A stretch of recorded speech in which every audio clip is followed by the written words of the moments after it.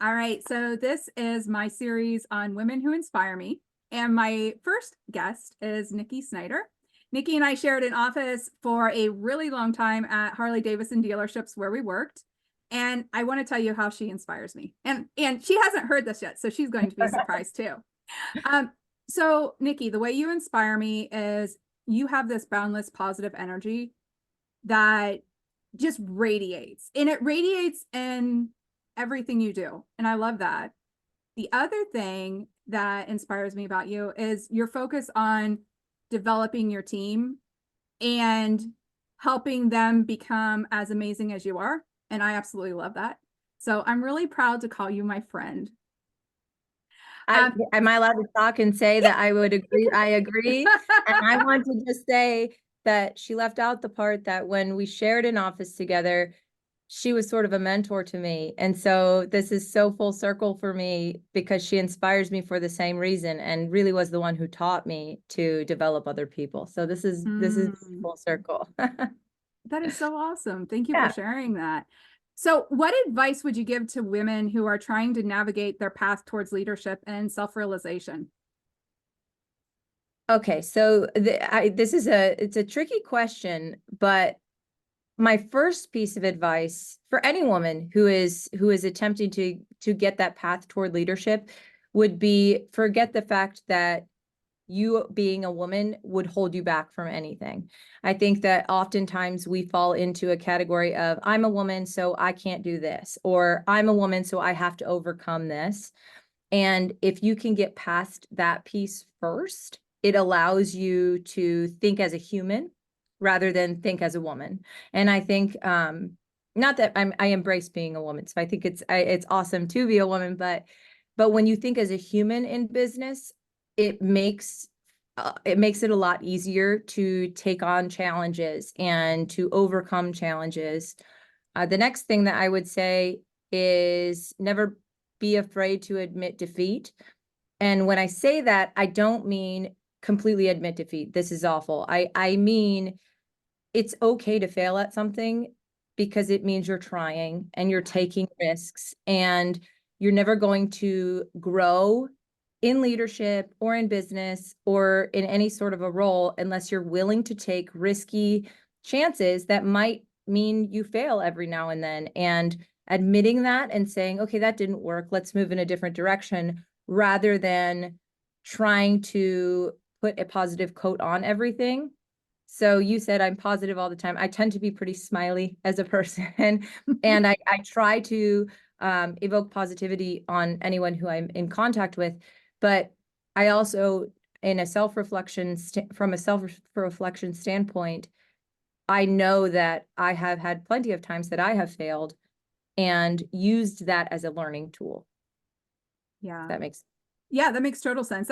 I've actually stopped failing a lot of time anymore. I don't fail. I just have a lot of painful learning experiences. Oh, I like this better. I'm going to change my terminology moving forward. Yeah. So thank you for sharing that. All right, you ready for the lightning round? I'm ready. All right. What is one word that defines your approach to life? Um, Risk taker. Well, that's 2 words. That's okay. Close enough. Close enough. What is your go-to self-care activity? Spending time with my children. I have 3 Mhm. sons, spending time with them. That's awesome. What book or movie has profoundly impacted you? 7 Habits of Highly Effective People by Stephen Covey. Mm. What is your favorite way to unwind after a busy day? Well, I'm going to go back to my first answer, or my second answer, which is my children. That absolutely watching them, being with them, spending time with them, anything that has to do with my children. I love that. Your boys are so amazing, by the way. I just love watching them grow. Thank you. Can you share a habit that's been key for your personal growth? Journaling. Mm. One piece of advice that you'd give to your younger self? um, don't assume that this is where you're going to end up. Don't make assumptions. That's what I would say. Don't make assumptions. Just always shoot for what you want, and don't make assumptions that you can only have these limitations. I love that. I love that. What's your favorite inspirational quote? Ooh, if you don't like something, change it. And if you can't change it, change your attitude. My answer. Um, how do you define success in life? I think can I use more than one word? I'm Yes, breaking. yes, yes. Um, to me, success in life is to find happiness at the end of the day. So whether that is personal, professional, or a combination of both, which I think a lot of times it's a combination of both, is to feel fulfilled with happiness. Doesn't have mean you have to be happy every single day, but it means that you have to be inherently happy as a human. And when you have that, it's a sense of peace in you, and you know you're doing the right thing. I love that. What is one small act of kindness that's made a big impact on you? Can I use something that you did for me? Am I allowed to do that? Sure, but what did I do for you? Okay, you're going to remember this, I promise you. So when you and I shared an office together, something that I did, and by the way, for anyone who is watching this, I was 22 when I started sharing the office with Sarah. I will turn 40 this year, so I was a baby. But Has it been that long that we've known yeah, each other? yeah, it's been a long time. I was 22. I was 22.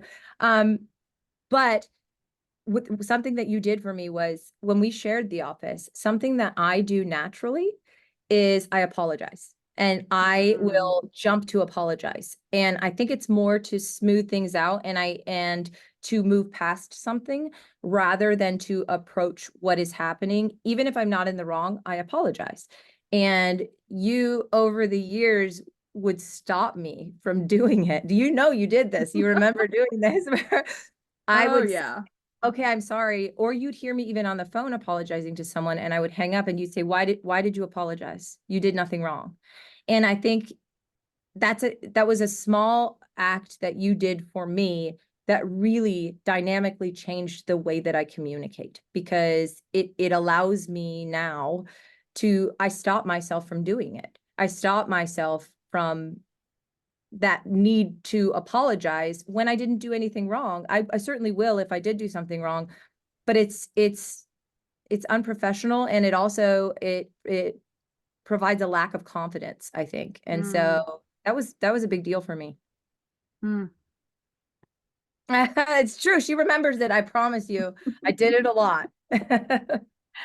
So what's a dream destination that speaks to your soul? A destination as in a place to go. Oh, okay. Oh, However you want to interpret it. this is open-ended. Okay, so I have a good one then. A dream destination that speaks to my soul. I have always dreamt of writing a book someday. And so I have this I'm buying vision. your first copy. I can't wait. I've spoken about this since I've known Sarah, and I am a writer by nature. I have a blog and I do things just for fun.